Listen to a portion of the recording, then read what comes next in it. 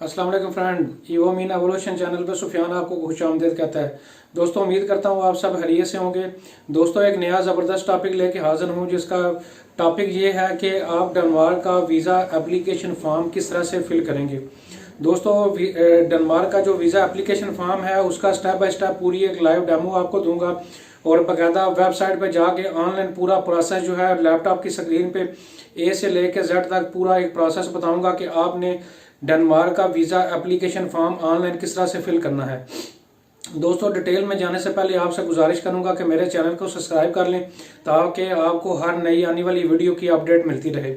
दोस्तों, लैपटॉप की स्क्रीन पे जाने से पहले मैं आपको ये बताना चाहूँगा कि जब आप डेनमार्क का वीज़ा एप्लीकेशन फॉर्म फिल कर रहे होते हैं तो बाकायदा जो है ऑनलाइन ही आपको सब कुछ करना होता है और जो वीज़ा एप्लीकेशन फॉर्म है ये बाकायदा ऑनलाइन जो है अवेलेबल है और इसको आपने ऑनलाइन जो आके जो है स्टेप बाय स्टेप सारे स्टेप्स को फॉलो करते हुए पूरा डाटा जो है वो फिल करना होता है।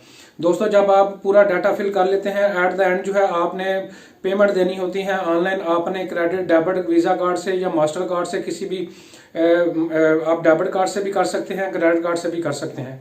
इसके अलावा आप एटीएम कार्ड किसी भी कार्ड से जिस भी कंट्री में आप रह रहे हैं उस कंट्री का जो है वीज़ा एप्लीकेशन उस कंट्री का जो है मास्टर कार्ड वीज़ा कार्ड किसी अमेरिकन एक्सप्रेस किसी से भी जो है आप पेमेंट कर सकते हैं। तो दोस्तों, एक पूरी इंफॉर्मेटिव वीडियो है, वीडियो को लास्ट तक एंड तक जरूर देखिएगा ताकि आपको सारे स्टेप्स जो हैं समझ आ जाए, कोई भी पॉइंट मिस ना कीजिएगा। तो दोस्तों, आइए चलते हैं लैपटॉप की स्क्रीन पे और सीखते हैं कि पूरा जो है ऑनलाइन फॉर्म किस तरह से फिल करना है। तो आइए लैपटॉप की स्क्रीन पे चलते हैं। हाँ जी दोस्तों, तो मैं अब लैपटॉप की स्क्रीन पे आ चुका हूँ।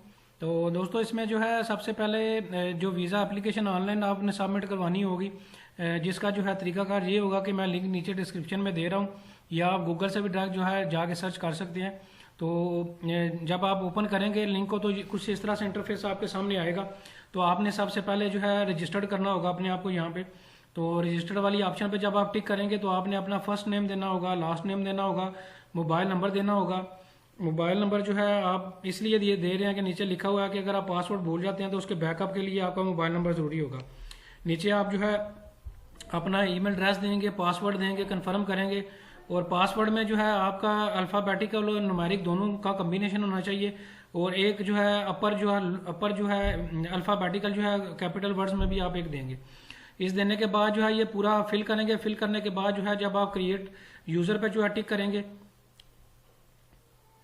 अच्छा, अब जब आप क्रिएट यूज़र पर टिक करेंगे तो वो कह रहा है कि रजिस्ट्रेशन जो है सक्सेसफुली आपकी हो चुकी है और आपका फर्स्ट नाम ये है और user account has been created before you login.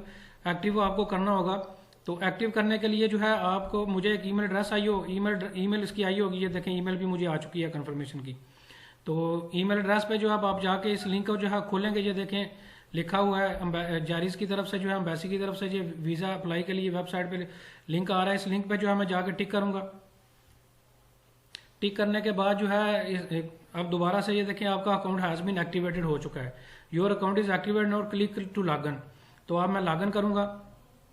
Login करने के लिए मैं वही यूज़र नेम और पासवर्ड दोबारा से वही ईमेल एड्रेस दूंगा जो कि मैंने पहले लॉगिन करने के लिए दिया था और जो मैंने पासवर्ड क्रिएट किए थे वो दूंगा। ये मैंने ईमेल एड्रेस दे दिया और जो मैंने पासवर्ड यहाँ पे दिया था वो मैं दे रहा हूँ और अब मैं लॉगिन पे टिक कर रहा हूँ। तो दोस्तों, इस तरह से जो है आप जो है इसको लॉगिन करेंगे। लॉगिन करने के बाद जो है ये देखें कुछ इस तरह से इंटरफेस आपके सामने आया है। सबसे पहले तो लिखा हुआ है welcome to important read before the applying visa लिखा हुआ है। Before restriction of Denmark, ये कोविड की वजह से ये सारी डिटेल दी हुई है। अच्छा, जब आप अप्लाई फॉर वीज़ा पे टिक करेंगे तो कुछ इस तरह से इंटरफेस आपके सामने जो है वो आएगा। इसमें जो है अब आप जाएंगे कि लिखा हुआ है apply for individual visa, apply for group visa. अगर तो आप अकेले अप्लाई कर रहे हैं तो फिर इंडिविजुअल पे जाएंगे, अगर ग्रुप की सूरत में अप्लाई कर रहे हैं तो ग्रुप में जाएंगे। तो मैं जो कि अकेले अप्लाई कर रहा हूं तो मैं जो है अप्लाई फॉर इंडिविजुअल वीज़ा पे जो है टिक करूंगा। ये आप साइड पे दे सकते हैं कि सारी आप ये देखें सारी डिटेल भी अब आपके सामने आ गई है कि आपने कौन कौन सी फिल करनी होगी। ये पर्सनल डिटेल लिखा हुआ है, डिटेल लिखा हुआ है, ट्रैवलिंग डॉक्यूमेंट्स एंड हिस्ट्री लिखा हुआ है, ये सारी चीज़ें लिखी हुई हैं। अच्छा दोस्तों, यहाँ पे जो है वो आपसे पूछ रहा है कि आप अपनी जो वीज़ा एप्लीकेशन है वो किस जगह पे सबमिट करवाएंगे, किस लोकेशन पे सबमिट करवाएंगे। चूँकि मैं पाकिस्तान से अप्लाई कर रहा हूँ तो मैं जो है यहाँ पे इस्लामाबाद क्लिक करूँगा और अगर आप कराची कराना चाहें तो कराची की भी ऑप्शन जो है ये देखें आ रही है आपके पास। तो आप जहाँ पे भी करवाना चाहें जो भी आपको नज़दीक होगा, लाहौर का भी चेक कर लेते हैं, लाहौर भी ऑप्शन आ रही है कि नहीं आ रही। नहीं, लाहौर नहीं है, ये दो ही ऑप्शन हैं आपके पास, या इस्लामाबाद की है और या फिर कराची की है। तो मैं इस्लामाबाद पे टिक कर रहा हूँ कि आप एप्लीकेशन यहाँ पे सबमिट करवाएंगे तो हमें चूँकि नज़दीक इस्लामाबाद है तो मैं इस्लामाबाद जो है क्लिक करूँगा कि यहाँ पे मैं अपनी एप्लीकेशन सबमिट करवाऊँगा, जब इसका प्रिंट आउट लूँगा और बाकी डॉक्यूमेंट्स लूँगा। इसके अलावा नीचे लिखा हुआ है I am over 18 year of age, yes पे टिक करूँगा। अगर आप नाबालग हैं, माइनर हैं, तो आप नो पे टिक करके आगे जाएंगे। तो नेक्स्ट पे मैं टिक कर रहा हूँ। ये सारी डिटेल आप लेफ्ट साइड पे दे सकते हैं कि चीज़ें लिखी हुई हैं। ये सारी चीज़ें वन बाई वन आपने इस एप्लीकेशन वीज़ा फॉर्म में जो है ऑनलाइन ही फिल करनी होगी, सारी डिटेल जो है इसमें देनी होगी। अच्छा, ये इंडिविजुअल एप्लीकेशन के लिए लिखा हुआ है, ये सारी डिटेल लिखी हुई है कि वीज़ा जो है फीस जो है नॉन रिफंडेबल है, ये सारी डिटेल लिखी हुई है। आप इस पे टर्म्स एंड कंडीशन सभी पे जो है वो एग्री करेंगे। एग्री करने के बाद जो है नीचे आके नेक्स्ट पे टिक करेंगे।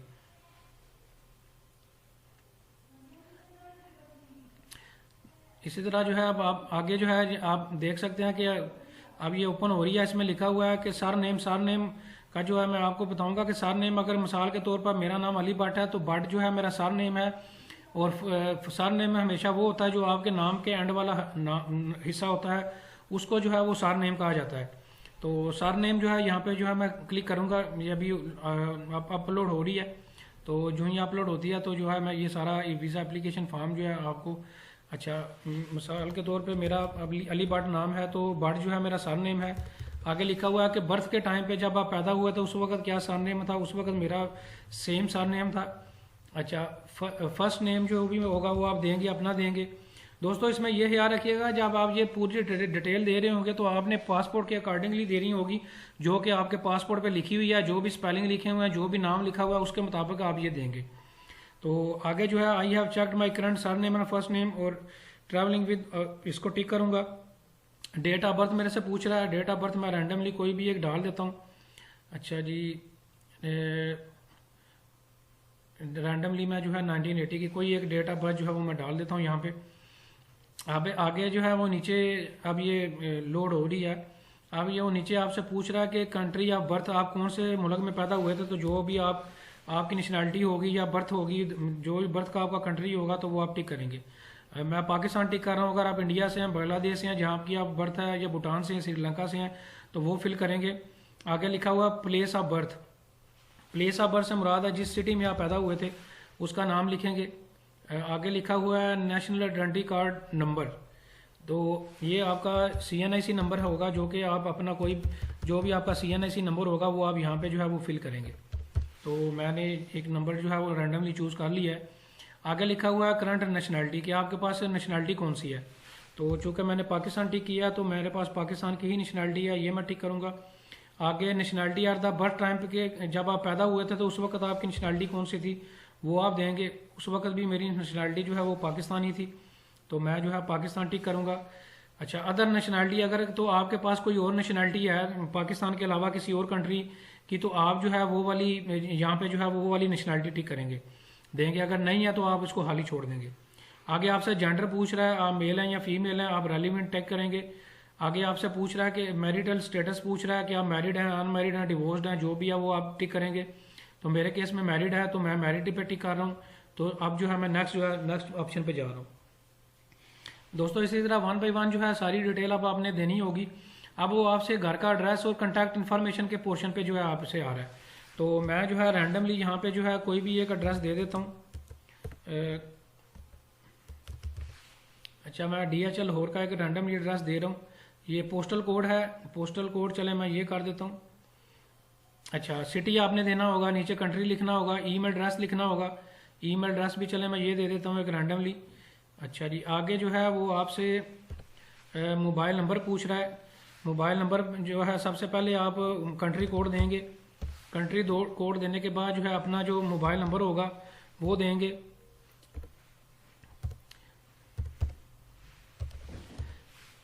कंट्री कोड देने के बाद आप अपना मोबाइल नंबर देंगे। मोबाइल नंबर के साथ ऑप्शनल अगर एडिशनल आपका कोई टेलीफोन नंबर है तो वो भी आप यहाँ पे दे सकते हैं।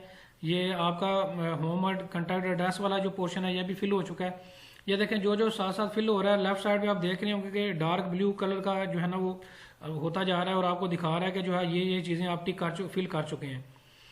अगला जो पोर्शन है वो ट्रैवलिंग डॉक्यूमेंट्स एंड हिस्ट्री के बारे में आपसे पूछ रहा है। अच्छा, वो आपसे पूछ रहा है कि do you have a parental authority legal guardian. तो लीगल गार्डियन उन लोगों के लिए है कि जो कि अंडर 18 लोग हैं और गार्डियन के साथ जा रहे हैं, ट्रैवल कर रहे हैं, और ये उन लोगों के लिए है। जो रेगुलर लोग हैं उनके लिए ये ऑप्शन नहीं है। तो मेरे मामले केस में नो है तो मैं नो पे टिक करूँगा। तो दोस्तों ये लीगल गार्डियन उन लोगों के लिए है जो कि जिनकी डिवोर्स हो चुकी है, पेरेंट्स की सेपरेशन हो चुकी है, और वो अगर किसी अपने पेरेंट्स में से वालिद या वालदा किसी एक के साथ ट्रैवल कर रहे हैं और उनके पास कोर्ट की बाकायदा जो है डिसीजन मौजूद है कि ये अपनी वालिद या वालदा के पास रहेगा। अगर इस तरह का आपका केस है, इस तरह का सिनेरियो है, तो फिर आप यस टिक करेंगे, वरना जो है आप नो पे टिक करेंगे और नेक्स्ट पे चले जाएंगे। अच्छा, अब आप पूछ रहा है कि are you related to an European citizen. ये आपसे पूछ रहा है कि आपका कोई रिलेटिव है वहाँ पे जो रह रहा है, वो कोई रिलेटिव है, उसके पास आप जा रहे हैं। तो मैं जो है वो यस पे टिक कर रहा हूँ, क्योंकि मैं इसलिए यस पे टिक कर रहा हूँ ताकि आपको पूरी गाइडलाइन दी जा सके कि उन लोगों के लिए कि जो लोग बाहर से इन्विटेशन मंगवा रहे हैं वो किस तरह से जाएंगे, ताकि वो सारा प्रोसेस भी बीच में आ सके और वो लोग भी सीख सकें कि जो लोग इन्विटेशन या स्पॉन्सर पे जा रहे हैं डेनमार्क, वो किस तरह से फॉर्म फिल करेंगे। तो मैंने यस पे टिक किया है। आगे लिखा हुआ है कि the person is not exercising his और हर राइट और fever movement. Yes the person is exciting. ये अच्छा, ये लिखा हुआ है कि अगर तो वो सिटीजन जो है dependent upon the dependent exercising और other rights of the free movement, अगर तो वो इनमें से जो है किसी एक में इन्वॉल्व है तो फिर तो जो है वो अपना जो है यस टिक करेगा, वरना नो टिक करेगा। तो हमारे केस में नो है, क्योंकि हम इनमें से कोई भी ऐसा नहीं है कि जो है वहाँ पे जो है एज ए फ्री मूवमेंट जो है वर्कर एज ए काम कर रहा हो। तो नो पे हम टिक करेंगे और आगे जो है वो इसको नेक्स्ट पे टिक करेंगे। अच्छा, आगे आपसे वो पूछ रहा है कि आपका करंट ऑक्यूपेशन कौन सा है, कि डू यू वर्क। यस, कि आप काम क्या करते हैं, आप काम के रिलेटेड आपके पास ऑप्शन आ जाएगी।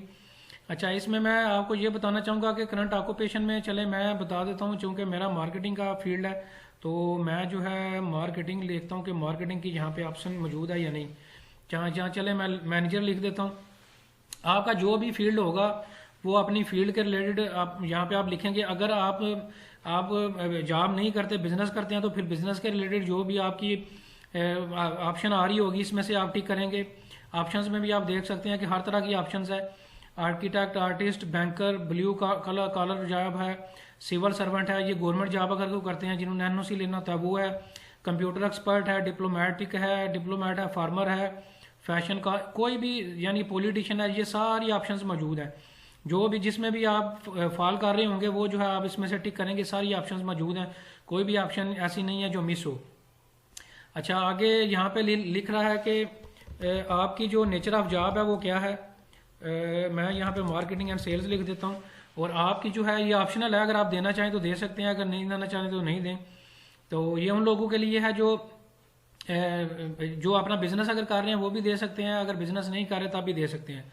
अच्छा, एम्प्लॉयर नेम से मुराद ये है कि ऐसे लोग जो जॉब करते हैं वो जिस कंपनी में काम कर रहे हैं उसका नाम देंगे यहाँ पे, और जिस कंपनी का जो है जिस कंपनी में जहाँ पे उनका कंपनी का या ऑर्गेनाइजेशन का जो एड्रेस है वो यहाँ पे एड्रेस देंगे। तो मैं रैंडमली कोई भी एक नाम और कोई भी एक एड्रेस दे रहा हूँ, लेकिन आप अपनी कंपनी का जहाँ पे आपकी जॉब करते हैं उसका जो है नाम और उसका एड्रेस जो है यहाँ पे देंगे। अच्छा, आगे आ जाता है पोस्टल कोड। पोस्टल कोड जो है वो मैं यहाँ पे रैंडमली जो है ये कोई एक डाल देता हूँ।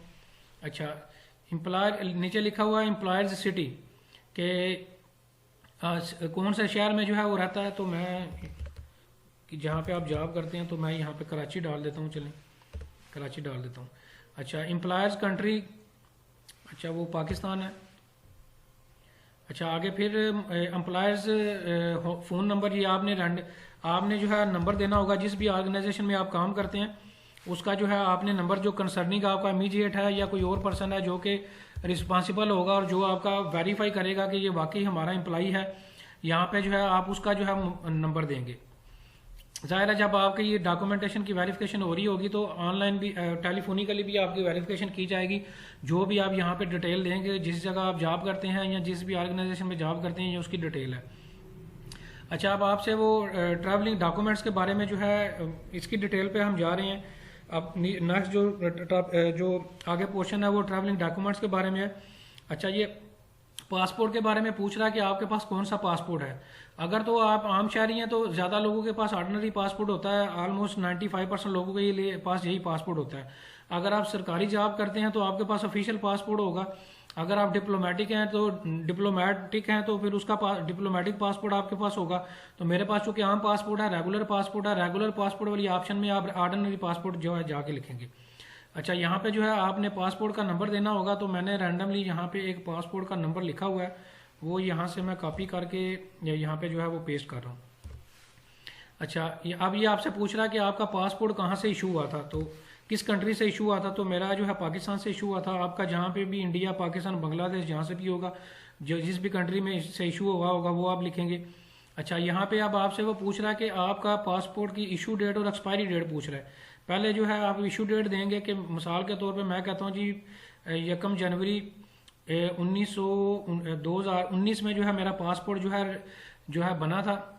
ये देखें लिखा हुआ है date of issue, passport must be issue within the previous 10 years, यानी कि 10 साल से पुराना आपका पासपोर्ट जो है वो नहीं होना चाहिए। अच्छा, अब मेरे पासपोर्ट की एक्सपायरी जो है लिखी हुई है, पासपोर्ट से आप दे के लिखेंगे। मैं मिसाल के तौर पे कहता हूँ जी ये मेरा पासपोर्ट जो है इस तारीख को जो है बना था और एक्सपायर जो है वो होगा 1 जनवरी। अब 5 साल के लिए मिसाल के तौर पर मेरा पासपोर्ट था तो 2024 में ये एक्सपायर होगा। तो इस तरह से आपने अपनी पासपोर्ट की वैलिडिटी यहाँ पे लिखनी होगी, जो कि आपके पासपोर्ट पे लिखी गई होगी, वहाँ से आप देख के लिखेंगे और नेक्स्ट पे टिक करेंगे। दोस्तों, जो भी डॉक्यूमेंट्स आप दे रहे होंगे, जो भी आप यहाँ पे डाटा दे रहे होंगे, वो सारा आपका पासपोर्ट से मैच होना चाहिए। चाहे वो स्पेलिंग है, चाहे आपका फर्स्ट नेम है, लास्ट नेम है, पेरेंट्स का नाम है, जो भी वट एवर पासपोर्ट पे मौजूद है वही सारी डिटेल आप यहाँ पे देंगे। अच्छा, अब आपसे वो पूछ रहा है do you currently live in other than the country of your current. वो आपसे पूछ रहा है कि आपके पास जो नेशनैलिटी है उसके अलावा भी जो है आप कहीं और पे जिस जगह पे रह रहे हैं उसके अलावा किसी और कंट्री की भी आपके पास नेशनैलिटी है। मिसाल के तौर पे मैं पाकिस्तान में रह रहा हूँ तो इसके अलावा मेरे पास कोई और नेशनैलिटी है, तो मेरे केस में नो है। अगर आप यस करेंगे तो आपसे फिर वो पूछेगा कि do you permission to return the country to where you are living in. फिर आपको यहाँ पे वो बकायदा वो भी बताना होगा कि उस कंट्री से आपने परमिशन ली हुई है, तो आपने यस या नो पे टिक करना होगा। तो चूंकि मेरे पास एक ही नेशनैलिटी है जहाँ पे मैं रह रहा हूँ, उसके अलावा नहीं है, तो मैं नो पे टिक करके जो है वो आगे जा रहा हूँ। यस पे टिक इसलिए किया था कि मैंने जो लोग जो है देखना चाहें कि यस करने से आगे क्या ऑप्शन आती है, उन लोगों के लिए मैंने यस पे टिक किया। अच्छा, आगे आपसे पूछ रहा है have you had your fingerprint are collected before the purpose of applying for a Schengen visa. अच्छा, ये आपसे कह रहा है कि पिछले 2-3 सालों में अगर आपने शेंगन वीज़ा जब कभी अप्लाई किया और आपने पहले अपने बायोमेट्रिक या फिंगरप्रिंट दिए हों, ये आपसे ये वाला पूछ रहा है। तो अगर तो आपने दिए हुए हैं तो आप यस करेंगे, और अगर आपको साथ डेट भी याद है तो ये वाली ऑप्शन पे आप टिक करेंगे यस चूज डेट। और अगर आपको याद नहीं है कि कब आपने दिए थे, जस्ट आपको इतना याद है कि आपके फिंगरप्रिंट हुए थे, तो फिर आप यस और अननोन पे करेंगे। ये देखें, फिर आपसे वो पूछ रहा है कि आपका जो वीज़ा जो आपको मिला था उसका स्टिकर नंबर क्या है, वो आपने यहाँ पे देना होगा। अगर आपको डेट भी याद है कि किस डेट को आपके फिंगरप्रिंट हुए थे, तो फिर आप ये वाली ऑप्शन पे जाएंगे, यहाँ पे वीज़ा के स्टिकर नंबर जो आपका वीज़ा पासपोर्ट पे लगा हुआ है उसका स्टिकर नंबर देंगे और जिस डेट को आपके फिंगरप्रिंट हुए थे वो देंगे। तो मैं जो है नो पे टिक कर रहा हूँ ताकि हम अपना टाइम सेव कर सकें, और इसको नेक्स्ट पे टिक कर रहा हूँ। आप अपनी रेलिवेंट ऑप्शन जो भी होगी वो टिक करेंगे। अच्छा, अब वो आपसे ट्रैवलिंग प्लान पूछ रहा है कि आप ट्रैवलिंग प्लान आपका क्या है। तो जैसे दोस्तों के मैंने आपको शुरू में बताया था कि आपके पास पूरी आइटनरी होनी चाहिए कि आपने कहाँ पे किस जगह पे जाना है। अच्छा, वो आपसे पहली ऑप्शन पूछ रहा है member state of the main destination. तो चूंकि हम जो है डेनमार्क के लिए अप्लाई कर रहे हैं तो हम डेनमार्क ही सिलेक्ट करेंगे कि हमारा मेन डेस्टिनेशन जो है यही है। मेंबर स्टेट से दोस्तों मुराद ये होता है कि शेंगन कंट्रीज 26 कंट्रीज हैं यूरोप सारे के, जिन सभी स्टेट्स जो जितने भी 26 कंट्रीज हैं उनको मेंबर स्टेट्स कहा जाता है। तो इनमें चूंकि आज स्पेसिफिकली हम डेनमार्क के लिए अप्लाई कर रहे हैं तो हम डेनमार्क जो है हमारा मेन डेस्टिनेशन है, डेनमार्क को यहाँ पर टिक करेंगे। अच्छा, आगे आपसे वो पूछ रहा था member state of the destination if apply, बल्कि वो ये कह रहा है कि अगर आप डेनमार्क के अलावा किसी और शेंगन कंट्री में ट्रैवल करेंगे तो उसका भी नाम यहाँ पे देंगे। तो दोस्तों ये सारे 26 कंट्रीज का नाम आपके सामने आ गया। अगर तो आप डेनमार्क के अलावा किसी और शेंगन कंट्री में भी ट्रैवल करेंगे तो आपने किसी एक रेलिवेंट ऑप्शन को टिक करना होगा। जैसा कि मैंने यहाँ पे जो है ये टिक कर दिया है, ये देखें ये टिक कर दिया। अभी जो है मैं नो पे ही टिक कर रहा हूँ ताकि जो है आपको समझाने के लिए अभी जो है मैं इसको खाली छोड़ रहा हूँ। तो अगर आप डेनमार्क के अलावा कहीं और मूव करेंगे तो उसका भी नाम नीचे देंगे शेंगन कंट्री का। आपसे आप वो पर्पज़ ऑफ जर्नी पूछ रहा है कि आपका बिजनेस जर्नी इसमें का रीज़न कौन सी पर्पज़ है। अगर तो आप अपने दोस्त या फ्रेंड फैमिली मेम्बर के पास जा रहे हैं तो आप visiting friend and family category में जाएंगे। अगर आप टूरिज्म है टूरिज्म जाएंगे, स्टडी स्पोर्ट्स, ये सारी ऑप्शंस मौजूद हैं। जो भी आपकी ऑप्शन होगी वो टिक करेंगे। चूँकि अभी मैंने फ्रेंड एंड फैमिली वाली ऑप्शन को पिछले खाने में भी एक टिक किया था, तो मैं अभी यहाँ पे विजिटिंग फ्रेंड एंड फैमिली वाली ऑप्शन पे ही चला जाता हूँ। अच्छा, other purpose of journey if applicable, कि आपका और कोई पर्पज़ है अप्लाई करने का, तो वो अगर इसके अलावा भी है तो वो भी आप दे सकते हैं। इनमें से कोई और ऑप्शन भी बाद में आप टिक कर सकते हैं अगर इसके अलावा भी है। अच्छा, आगे लिख रहा है additional information of purpose of stay optional. ये भी ऑप्शनल है कि अगर आपका कोई और भी पर्पज़ है टूरिज्म के अलावा, फ्रेंड एंड फैमिली को विजिट करने के अलावा कोई और भी आपका पर्पज़ है, तो उसकी भी डिटेल जो है आप नीचे दे सकते हैं। अच्छा, आगे नेक्स्ट आप टिक करेंगे जब हमारा जो है करंट ट्रैवलिंग प्लान जो है वो भी कंप्लीट हो चुका है, तो आगे हम आगे जो है वो जाएंगे।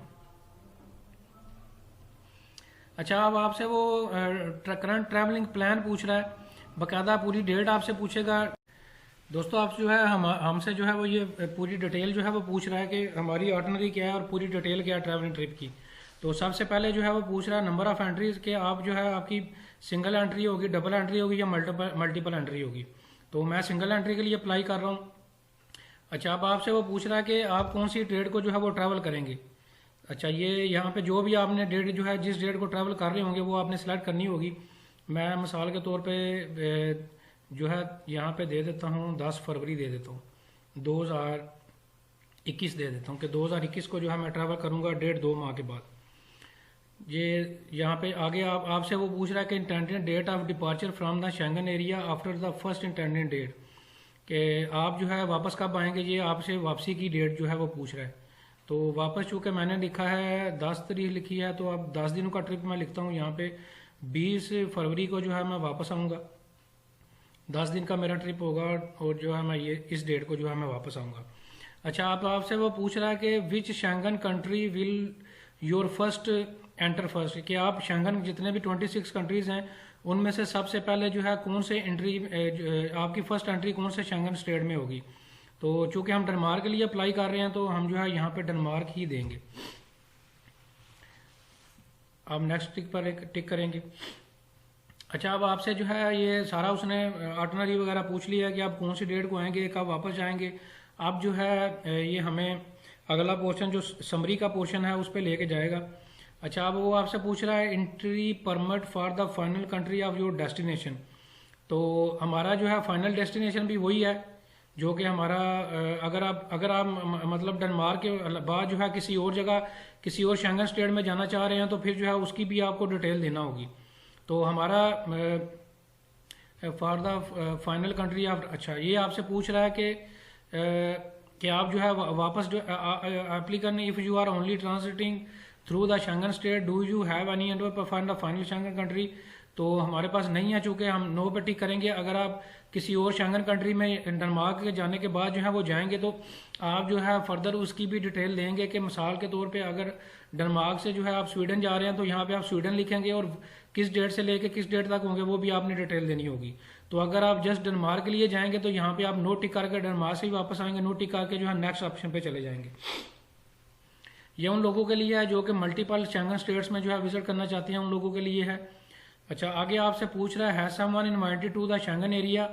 तो यस की सूरत में जो है लिखा हुआ है कंपनी ऑर्गेनाइजेशन। तो अगर तो आपको कोई किसी कंपनी ट्रिप पे आप जा रहे हैं, कोई ऑर्गेनाइजेशन आपको इनवाइट कर रही है, फिर तो आप इस पर टिक करेंगे। वरना अगर आपको कोई बंदा जो बुला रहा है आपका फ्रेंड एंड फैमिली मेंबर है, सिर्फ उसका वो अकेला एक बंदा है, ऑर्गेनाइजेशन नहीं है, तो आप यस पे टिक करेंगे। यस पे टिक करने के बाद जो है आप उसने आपको जो बंदा इनवाइट कर रहा है, स्पॉन्सर भेज रहा है, इनविटेशन भेज रहा है, उसका जो है आपने नाम देना होगा। उसका फर्स्ट नेम सर नेम, उसका फर्स्ट नेम जो सर नेम जो है वो भट्ट है और उसका फर्स्ट नेम अहमद है। एड्रेस जो है उसका कोपनहेगन कर देते हैं। अच्छा, पोस्टल एड्रेस भी आपसे पूछ रहा है। पोस्टल एड्रेस भी यहाँ पे जो है मैंने एक लिखा हुआ है, ये मैंने एक पोस्टल एड्रेस यहाँ पे रैंडमली जो है डाल देता हूँ, ये सिटी डाल देता हूँ।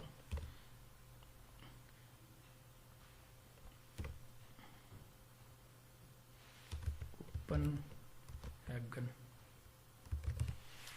अच्छा, अब आपसे वो कंट्री का नाम पूछ रहा है, तो कंट्री डेफिनेटली जो है वो ज़ाहिर है डेनमार्क ही होगा, कि जो बंदा जो आपको इनवाइट कर रहा है वो कहाँ पे जो है, ये बेसिकली उस बंदे की डिटेल है जो कि आपको शेंगन एरिया में रहता है और इनवाइट कर रहा है, ये उसकी डिटेल आप दे रहे हैं। अच्छा, उसका ईमेल एड्रेस जो है कोई रैंडमली चलेंगे, मैं यहीं पे ये डाल देता हूँ। अच्छा, प्राइवेट नंबर आपसे पूछ रहा है, नंबर आपसे जो उनका वहाँ का नंबर होगा वो आपसे वो पूछ रहा है। आपने कोई एक नंबर जो है उनका, जो बंदा जो आपको इनवाइट कर रहा है उसका मोबाइल नंबर देना होगा। ये सारा उसकी डिटेल देने के बाद जो बंदा आपको इनवाइट कर रहा है, आप नेक्स्ट पे जो है वो टिक करेंगे। इसमें जो है आप जब फिल कर रहे होंगे तो आप जो आपको बंदा इनवाइट कर रहा है उसकी डिटेल जो है पहले से आप ले आपके पास होनी चाहिए डिटेल के, वो कौन बंदा है और उसकी क्या डिटेल है वो आपके पास पहले नोट होनी चाहिए। अच्छा, वो आपसे पूछ रहा है कि cost of the travelling and living, के ये कास्ट कौन पे करेगा जो आप ट्रैवल करना जा रहे हैं पाकिस्तान, इंडिया या बांग्लादेश या नेपाल से जो डेनमार्क के लिए आप जा रहे हैं, उसकी कास्ट कौन पे करेगा। तो अगर तो वो बंदा जो जा रहा है वो खुद पे करेगा तो वो यहाँ पे खुद टिक उस पर टिक करेगा। अगर आपको बंदा जो है वो स्पॉन्सर जो भेज रहा है वो जो है स्पॉन्सर पर्सन जो है वो करेगा या ऑर्गेनाइजेशन आपके एक्सपेंसेस बियर करेगी, तो आप ये वाली ऑप्शन पर टिक करेंगे। अच्छा, मैं जो है इस पे जो है टिक करके क्रेडिट कार्ड के थ्रू करूँगा, ठीक है, और खुद जो है वो पे करूँगा और सारी चीज़ें खुद करूँगा। यहाँ पे सारी डिटेल आप दे सकते हैं कि सारा ट्रिप कौन जो है वो करेगा, तो मैं खुद जो है पे करूँगा, तो आप नेक्स्ट पे जो है टिक करेंगे। दोस्तों, इसमें मैं एक और चीज़ आपको बताना चाहूँगा, अगर तो आपका कोई बंदा जो है आप अकेले अगर ट्रैवल कर रहे हैं, अगर आपको कोई इन्विटेशन भेज रहा है, सारा ट्रिप वो स्पॉन्सर कर रहा है, तो फिर जो है आप उसका जो है 1 से 2 1 सवा मिलियन 1.5 मिलियन की आपके लिए सफिशिएंट स्टेटमेंट होगी। अगर आप खुद से जो है वो जा रहे हैं और सारा ट्रिप आप खुद प्लान कर रहे हैं, आपके पास इनविटेशन नहीं है या वो बंदा बियर नहीं, कोई और बंदा आपका एक्सपेंसेस बियर नहीं कर रहा, आप खुद बियर कर रहे हैं, तो फिर जो है आप इस ऑप्शन पे जाएंगे। आपके पास 2 से 2.5 मिलियन की जो है स्टेटमेंट होनी चाहिए। अच्छा, अब आपसे वो पूछ रहा है कि do you have an invitation made only online by your host, कि अगर आपके पास इनविटेशन है तो आप यस पे टिक करेंगे। हाँ जी दोस्तों, तो इसमें जो है अब आपको, अगर आपको कोई इनवाइट कर रहा है, उसने आपको इनविटेशन या स्पॉन्सर भेजा हुआ है, तो जो अपनी एप्लीकेशन उसने वहाँ पे सबमिट करवाई होगी, ऑनलाइन एप्लीकेशन सबमिट की होगी आपके इनविटेशन के लिए, जो आप साथ भी लगाएंगे जिसकी कॉपी, तो आप यस पे यहाँ पे टिक करके जो उनको एक इनविटेशन जो है आईडी मिली होगी वो यहाँ पे देंगे और नेक्स्ट पे टिक करेंगे। मैंने अपनी इनविटेशन आईडी यहाँ पे दे दी है और अब मैं नेक्स्ट पे टिक कर रहा हूँ। तो दोस्तों, ये उस सूरत में है कि अगर आपको इन्वाइट वहाँ पे से कोई कर रहा है, इन्विटेशन भेज रहा है, तो उस सूरत में है। तो अब जो है इसके मेरे सामने जो है अब एक समरी आएगी, जैसा कि मैं अभी आपको इसका प्रीव्यू भी दिखा देता हूँ, इंटरफेस भी दिखा देता हूँ कि ये किस तरह से आएगी। अच्छा, अब वो आपसे पूछ रहा है कि ये देखें जो भी मैंने डिटेल दी है उसकी सारी डिटेल जो है वो आप मेरे से कह रहा है कि एक दफ़ा आप देख सकते हैं कि ये देखें पर्सनल इन्फॉर्मेशन है, ये सारी डिटेल जो मैंने दी है 1 बाय 1 वो सारी दे रहा है।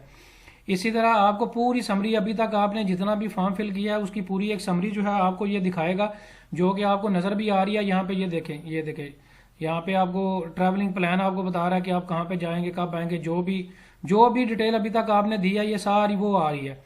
आपने एक दोबारा से इसको रिव्यू ज़रूर करना है, अगर कोई इसमें चेंज है तो इसको आप एडिट भी यहाँ से कर सकते हैं जाके।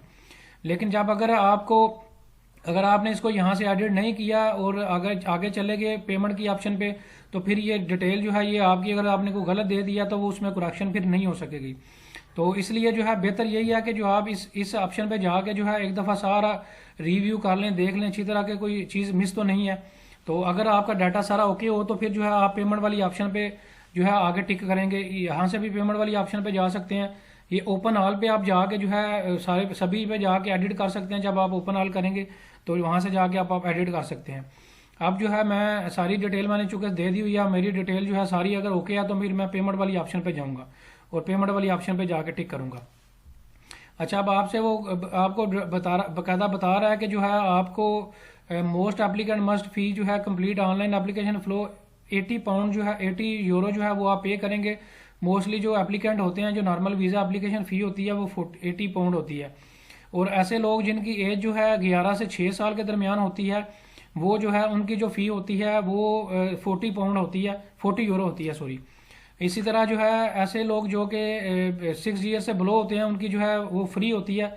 ऐसे लोग जिनकी एज जो है 6 साल से कम होती है, ये देखें लिखा हुआ भी है, उनके लिए जो है कोई भी जो है फ्री वीज़ा चार्जेस हैं, कोई उनके लिए जो है €0 चार्जेस हैं, वो फ्री जो है जाएंगे जिनकी एज 6 साल से कम है। तो आप जो है अपनी रेलिवेंट जो भी ऑप्शन होगी वो जो आपने यहाँ पे दी होगी उसके अकॉर्डिंगली आपकी पेमेंट भी यहाँ पे आ रही होगी। तो अभी जो है मैं देखे लिखा हुआ मेरा नाम लिखा आ रहा है, वैलिड फ्राम लिखा आ रहा है, स्टेटस रजिस्टर्ड लिखा आ रहा है, प्राइस यानी कि ये देखें मैंने जो अपनी एज दी थी उसके अकॉर्डिंगली यहाँ पे 80 पाउंड जो है वो मेरी जो है €80 जो है वो फीस यहाँ पे शो हो रही है। तो अब जो है मैं गो टू द पेमेंट वाली ऑप्शन पे जा रहा हूँ। अब 80 पाउंड जो है वो मैं अपने किसी भी जो पाकिस्तानी क्रेडिट कार्ड है या डेबिट कार्ड है, वीज़ा कार्ड है, मास्टर कार्ड है, ATM कार्ड है, कोई भी कार्ड जो है उसके थ्रू जो है आप अपनी जो है ये पेमेंट कर सकते हैं। ये सारा जो है डिटेल दी हुई है कि एफिडेविट दिया हुआ है और टर्म्स एंड कंडीशन लिखी हुई हैं, ये सारी आपने केयरफुली पढ़ लेनी है। सभी को पढ़ने के बाद जो है आप जो है नेक्स्ट पे वाली ऑप्शन पे जाएंगे।